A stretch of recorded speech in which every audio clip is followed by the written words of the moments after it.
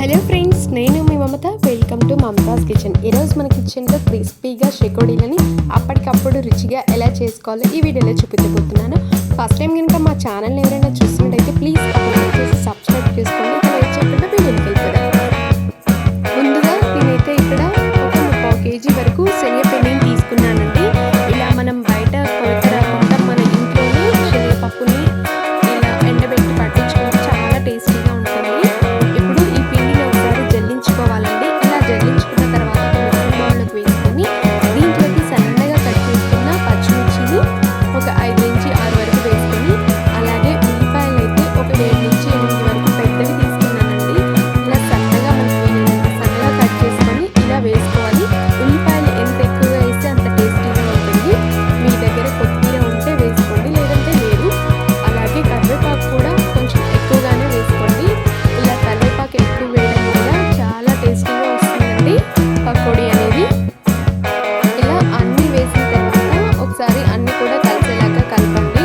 మీ దగ్గర కరివేపాకు ఎంత ఎక్కువగా వేస్తే అంత మంచిదండి. టేస్ట్ చాలా బాగుంటుంది కరివేపాకు వేయడం వల్ల.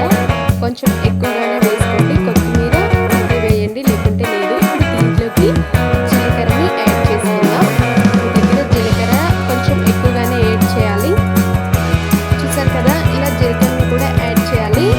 కొంచెం వామ వేసుకుంటే వేయండి, లేదంటే స్కిప్ చేయండి. నేనైతే ఇక్కడ వామ అనేది వేయలేదు. ఇలా జీలకర్ర వేసిన తర్వాత దీంట్లోకి రుచికి తగ్గట్టుగా సాల్ట్ని యాడ్ చేసుకోవాలి. మీరు ఎంత సాల్ట్ పడుతుంది అనిపిస్తే అంత సాల్ట్ని యాడ్ చేసుకొని ఒకసారి ఇప్పుడు ఉల్లిపాయలు ఇంకా పిండికి పట్టేలాగా, మనకి ఉల్లిపాయల్లో రసం అనేది ఉంటుంది కదండి, ఆ రసం అనేది దాంట్లోకి పట్టేలాగా ఒకసారి ఉల్లిపాయలు మాత్రమే చేతితో కలపండి. ఆ తర్వాత ఎంత వాటర్ పడుతుంది అనేది మనకి ఈజీగా అర్థమైపోతుంది.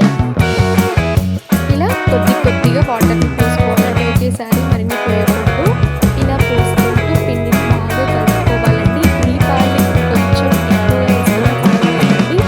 పిండి ఎంత ఉంటే ఉల్లిపాయలు అన్నీ ఉండాలండి. అప్పుడే బాగా వస్తుంది. ఇలా ఫైనల్గా పిండిని ఈ విధంగా కలుపుకోవాలండి. మనం శనగపిండి రెసిపీస్ చేసేటప్పుడు వెంటనే వేసుకోవాలండి. ఎక్కువసేపు ఉంచితే పిండి ఆరిపోయి సరిగా రావండి. ఏదైనా సరే శనగపిండి రెసిపీస్. ఇప్పుడు స్టవ్ ఆన్ చేసి నాన్ స్టిక్ కడాయి కానీ ఆయిల్ కడాయి కానీ ఈ విధంగా పెట్టుకొని ఆయిల్ పోసుకోవాలి. డీప్ ఫ్రైకి సరిపడా ఆయిల్ని పోసుకొని ఆయిల్ బాగా హీట్ అవ్వాలండి. హీట్ అయిన తర్వాత ఇప్పుడు పకోడీలని ఇలా చిన్నగా వేసుకోవాలి. పెద్దగా అస్సలు వేసుకోకూడదండి. అలా వేసుకోవడం వల్ల లోపల ఉడకకుండా పైన ఎర్రగా వచ్చి లోపల అస్సలు ఉడకదండి. సో మనకి వీలైనంత చిన్నగా ఈ విధంగా వేసుకోవాలి. ఇలా వేసుకున్న